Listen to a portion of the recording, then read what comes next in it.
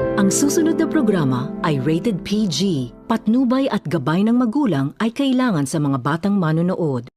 Sa pasimula, si Lucifer ay isang maningning na arkanghel.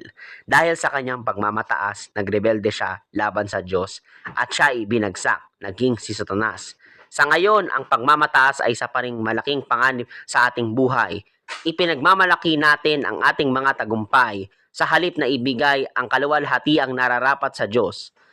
Pinapaniwala tayo nito na mas marunong tayo kaysa sa iba at hinahamak natin ang mga tila mahina.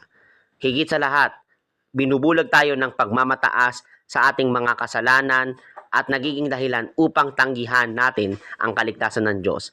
Kaya't sinasabi ng kasulatan, ang Diyos ay sumasalangsang sa mga palalo na tapat nagbibigay ng biyaya sa mga mapapakumbaba. Santiago 4 verse 6. Mga kapatid, nilalamon ng pagmamataas ang kaluluwa, ngunit ang pagpapakumbaba ay nag-aanyaya sa presensya at pagpapala ng Diyos. Kung sumasang-ayon ka, Amen. At ibahagi ito upang paalahanan ang mas marami.